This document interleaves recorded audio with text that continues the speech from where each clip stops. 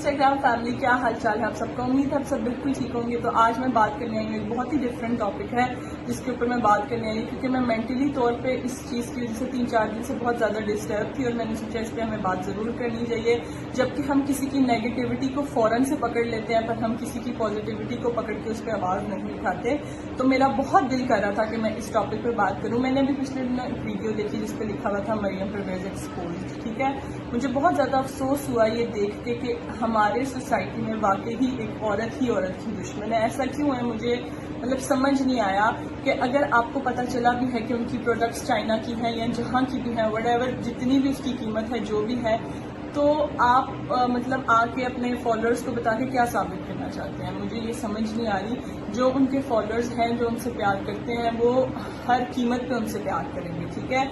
और एक बात हमेशा हम सबको याद रखनी चाहिए कि इज्जत और जिल्लत सिर्फ अल्लाह के हाथ में है, ठीक है। अल्लाह जिसको चाहता है उसको इज्जत देता है, पर हमारे तो ईमान ही इतने कमज़ोर हो चुके हैं कि हम मतलब हमारे अंदर हसद इतनी भर चुकी है कि हम किसी को कामयाब होता हुआ देख ही नहीं सकते।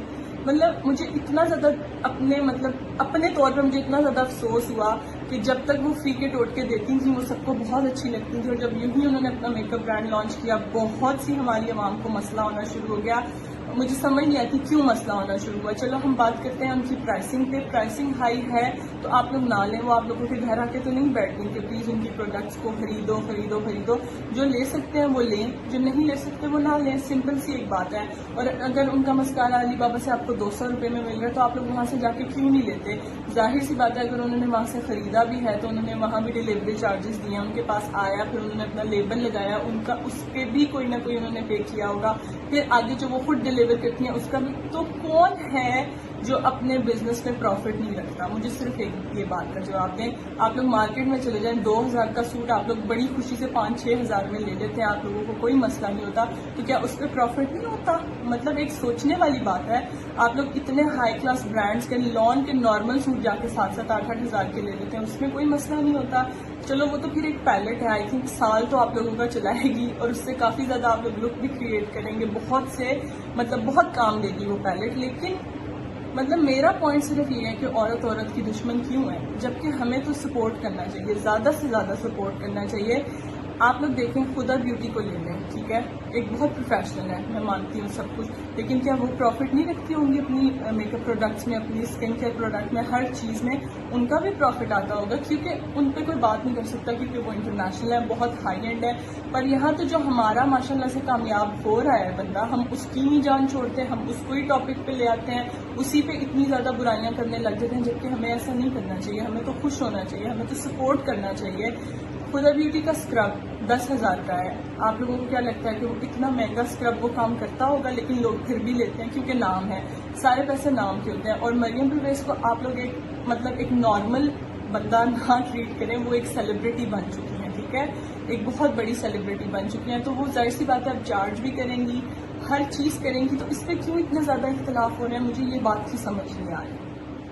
और मुझे सबसे ज़्यादा अफसोस ये हुआ कि एक्सपोज करेंगे, क्या एक्सपोज करेंगे आप, मतलब कि अब आप लोगों को भी जो नेगेटिव माइंड वाले होंगे ना, यकीनन उनको ये लगेगा कि मैं वीडियो किसी की सपोर्ट में बना रही हूँ, या मैं उनकी कोई रिश्तेदार हूँ, या कुछ ऐसा कुछ भी नहीं है। मैं मरियम परवेज को पर्सनली तौर पर जानती भी नहीं हूँ, ना मेरी कभी उनसे बात हुई है, ठीक है।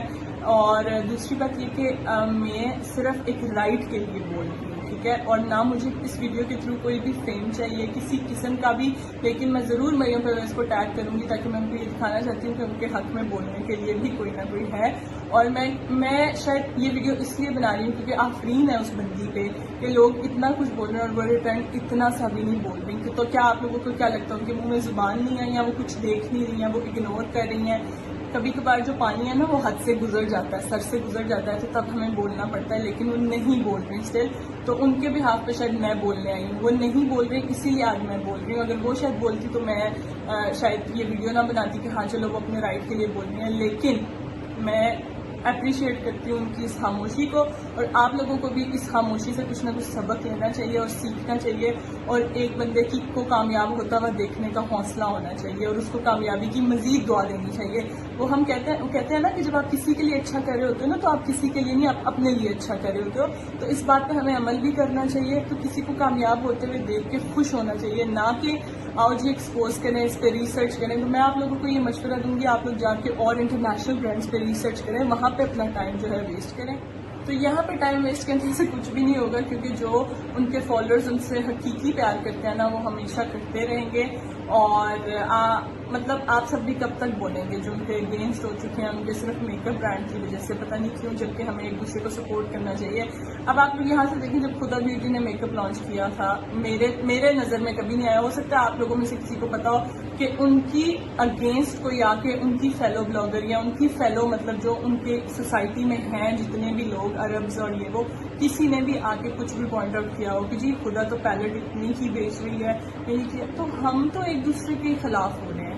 ایسا کیوں ہے؟